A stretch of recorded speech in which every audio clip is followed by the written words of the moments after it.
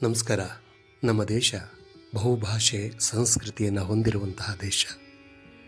ಈ ದೇಶದಲ್ಲಿ ಎಲ್ಲ ಬಗೆಯ ಜನ ಇದ್ದಾರೆ. ಎಲ್ಲ ಜನಾಂಗಗಳು ಈ ನೆಲದಲ್ಲಿ ವಾಸವಾಗಿವೆ ಶತಮಾನಗಳಿಂದ. ಎಲ್ಲ ಸಂಸ್ಕೃತಿ ಉದಿಸಿದ ನಾಡು ಭಾರತ. ವೈವಿಧ್ಯತೆಯಲ್ಲಿ ಏಕತೆಯನ್ನು ಕಂಡಂತಹ ದೇಶ ಭಾರತ.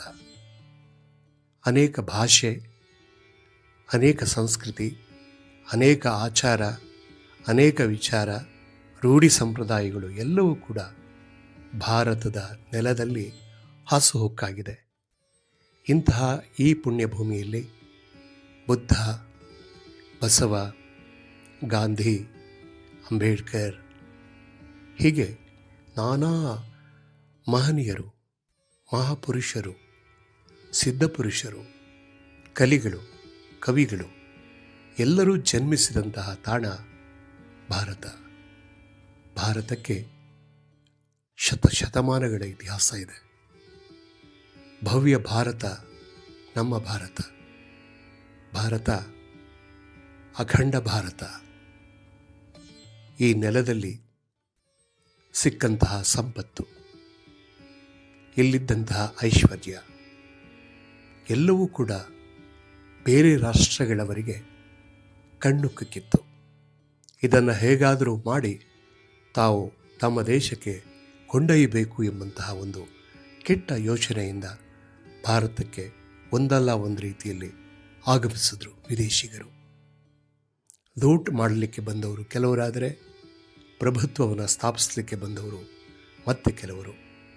ಹೀಗೆ ಕೊನೆಯಲ್ಲಿ ಈ ದೇಶಕ್ಕೆ ಬಂದು ಪ್ರಭುಗಳಾದವರು ಬ್ರಿಟಿಷರು ಭಾರತದ ನೆಲವನ್ನು ಆಳುತ್ತಿದ್ದಂತಹ ಅರಸರನ್ನು ಒಬ್ಬರ ಮೇಲೆ ಒಬ್ಬರಿಗೆ ಎತ್ತಿಕಟ್ಟಿ ಕೊನೆಗೆ ತಾವು ಕುತಂತ್ರದಿಂದ ಈ ದೇಶದ ಪ್ರಭುತ್ವವನ್ನು ಹಿಡಿದುಕೊಂಡರು. ವ್ಯಾಪಾರಕ್ಕೋಸ್ಕರ ಬಂದಂತಹ ಒಂದು ಕಂಪನಿ ಕೊನೆಗೆ ಇಡೀ ದೇಶವನ್ನು ತನ್ನ ಅಧೀನಕ್ಕೆ ತಂದುಕೊಳ್ತು. ಕೊನೆಗೆ ಭಾರತೀಯರನ್ನು ದಾಸ್ಯದ ಸಂಕೋಲೆಗೆ ಸಿಲುಕಿಸ್ತು. ಇಂತಹ ಭಾರತ ಈ ಬ್ರಿಟಿಷರ ಕಪಿಮುಷ್ಟಿಗೆ ಒಳಗಾಯಿತು.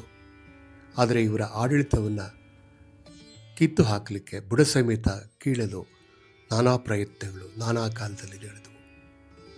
1857ರಲ್ಲಿ ನಡೆದಂತಹ ಸಿಪಾಯಿ ದಂಗೆಯಲ್ಲಿ ಭಾರತೀಯರಿಗೆ ಬಹಳ ದೊಡ್ಡ ಸೋಲಾಯಿತು. ಮೊದಲ ಸ್ವಾತಂತ್ರ್ಯ ಸಂಗ್ರಾಮ ಇದಾಗಿದ್ದರೂ ಕೂಡ ಅನೇಕ ಭಾರತೀಯರು ನೇಣುಗಂಬಕ್ಕೆ ಏರಿದರು. ಇದಾದ ಮೇಲೆ ಭಾರತವನ್ನು ಬ್ರಿಟಿಷ್ ಪಾರ್ಲಿಮೆಂಟ್ ಆಳಲು ಶುರು ಮಾಡಿತು. ಗವರ್ನರ್ ಜನರಲ್ಗೆ ಬದಲಾಗಿ ವೈಸ್ರಾಯ್ ಅವರನ್ನು ಆಂಗ್ಲರ ಪ್ರತಿನಿಧಿಯಾಗಿ ಆಳಲಿಕ್ಕೆ ಕಳಿಸಿತು. ಹೀಗೆ ಬ್ರಿಟಿಷರು ಭಾರತವನ್ನು ಸಂಪೂರ್ಣವಾಗಿ ಗೆದ್ದು ತಮ್ಮ ಅಧೀನಕ್ಕೆ ತಂದುಕೊಂಡು ಭಾರತೀಯರನ್ನು ಶೋಷಣೆಗೆ ಒಳಪಡಿಸಿದ್ರು ಮತ್ತು ಅವರ ಸ್ವಾವಲಂಬನೆಗೆ ಧಕ್ಕೆ ತಂದರು. ಅವರೇ ಎಲ್ಲ ವಸ್ತುಗಳನ್ನು ತಂದು ಇಲ್ಲಿ ಮಾರಾಟ ಮಾಡ್ತಾಯಿದ್ರು. ಅದರಲ್ಲಿ ಉಪ್ಪು ಸಹ ಒಂದು. ಭಾರತದಲ್ಲಿ ಅಧಿಕವಾಗಿ ಉಪ್ಪನ್ನು ತಯಾರಿಸಲಾಗ್ತಾಯಿತ್ತು. ಬ್ರಿಟಿಷರು ಇದರ ಮೇಲೂ ಕೂಡ ಕಡಿವಾಣ ಹಾಕಿದ್ರು. ಇಲ್ಲಿಂದ ಯಥೇಚ್ಛವಾಗಿ ಹಡಗುಗಳಲ್ಲಿ ಪದಾರ್ಥಗಳನ್ನು ತೆಗೆದುಕೊಂಡು ಹೋಗ್ತಿದ್ದಂತಹ ಬ್ರಿಟಿಷರು ಅಲ್ಲಿಂದ ಖಾಲಿ ಹಡಗುಗಳು ಬರಬೇಕಿತ್ತಲ್ಲ, ಆಗ ಅಲ್ಲಿಂದ ಉಪ್ಪನ್ನು ತುಂಬಿಕೊಂಡು ಬಂದು ಇಲ್ಲಿ ಭಾರತೀಯರು ಯಾರೂ ಕೂಡ ಉಪ್ಪನ್ನು ತಯಾರು ಮಾಡೋ ಹಾಗಿಲ್ಲ ಅಂಥೇಳಿ ಕಟ್ಟುನಿಟ್ಟು ಮಾಡಿದ್ರು. ಅವರ ಉಪ್ಪನ್ನೇ ನಾವು ಕೊಡಬೇಕಾಗಿತ್ತು. ಅವರಿಂದ ಬಂದಂತಹ ವಸ್ತುಗಳನ್ನೇ ಮಾರುಕಟ್ಟೆಯಲ್ಲಿ ಕೊಡಬೇಕಾಗಿತ್ತು. ನಮ್ಮ ಸ್ವದೇಶಿ ವಸ್ತುಗಳಿಗೆ ಸಂಪೂರ್ಣವಾಗಿ ಬೇಡಿಕೆ ಕಡಿಮೆಯಾಗಿ ನಾವು ಬಹಳ ಭಾರತೀಯರು ಕಷ್ಟಕ್ಕೆ ಸಿಲುಕಬೇಕಾಯಿತು. ಮಹಾತ್ಮ ಗಾಂಧಿಯವರು ತಮ್ಮ ನೇತೃತ್ವದಲ್ಲಿ ದಂಡಿ ಸತ್ಯಾಗ್ರಹ ಅಂತ ಏನು ಮಾಡ್ತಾರೆ, ನಿಮ್ಮ ಮುಷ್ಟಿ ಮುರಿದರೂ ಪರವಾಗಿಲ್ಲ, ನೀವು ಹಿಡಿದಂತಹ ಉಪ್ಪನ್ನು ಕೆಳಗೆ ಬಿಡಬೇಡಿ, ಭೂಮಿಗೆ ಬಿಡಬೇಡಿ ಎಂಬುದಾಗಿ ಕರೆಯನ್ನು ಕೊಟ್ಟರು. ಆಗ ಭಾರತೀಯರು ತಮಗೆ ಆದಂತಹ ಸ್ಥಳದಲ್ಲಿ ಉಪ್ಪನ್ನು ತಯಾರಿಸಿದ್ರು. ತಮ್ಮ ಉಪ್ಪನ್ನು ತಾವೇ ಬಳಸಿದ್ರು. ಕೊನೆಗೆ ಆ ಬ್ರಿಟಿಷ್ ಅಧಿಕಾರಿಗಳ ಮನೆಗೂ ಕೂಡ ಒಂದೊಂದು ಪ್ಯಾಕೆಟ್ಗಳು ಹೊರಟೋಯ್ತು. ಹಾಗೆ ಬ್ರಿಟಿಷರ ವಿರುದ್ಧ ನಡೆದಂತಹ ಅಸಹಕಾರ ಚಳವಳಿ ಇರಬಹುದು, ಅಥವಾ ಚಾಲೆಜಾವ್ ಚಳವಳಿ ಇರಬಹುದು, ಇನ್ಯಾವುದೇ ಚಳವಳಿ ಎಲ್ಲವೂ ಕೂಡ ಬ್ರಿಟಿಷರನ್ನು ಭಾರತದಿಂದ ಕೊನೆಗಾಣಿಸಲಿಕ್ಕೆ ನಡೆಸಿದಂತಹ ಪ್ರಯತ್ನಗಳು. ಅದರಲ್ಲಿ ಮಂದಗಾಮಿಗಳಿರ್ಬೋದು, ತೀವ್ರಗಾಮಿಗಳಿರ್ಬೋದು. ಎಲ್ಲರ ಉದ್ದೇಶ ಒಂದೇ, ಭಾರತದ ಬಿಡುಗಡೆ.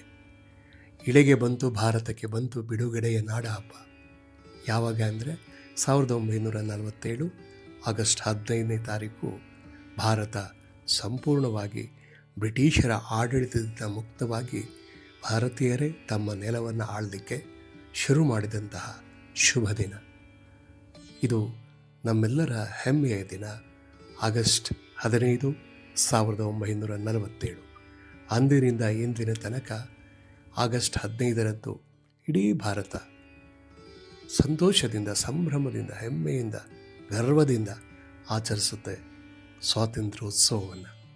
ನಾವೆಲ್ಲ ಭಾರತೀಯರಾಗಿ ನಮ್ಮಲ್ಲಿ ಏನೇ ವೈವಿಧ್ಯತೆ ಇದ್ದರೂ ಕೂಡ ನಾವೆಲ್ಲರೂ ಕೂಡ ಭಾರತೀಯತೆಯನ್ನು ಕಾಪಾಡಿಕೊಂಡು ಭಾರತಾಂಬೆಯನ್ನು ಪೂಜಿಸಿ ನಮ್ಮ ಶಕ್ತಿಯನ್ನು ಜಗತ್ತಿಗೆ ತೋರಿಸಬೇಕು.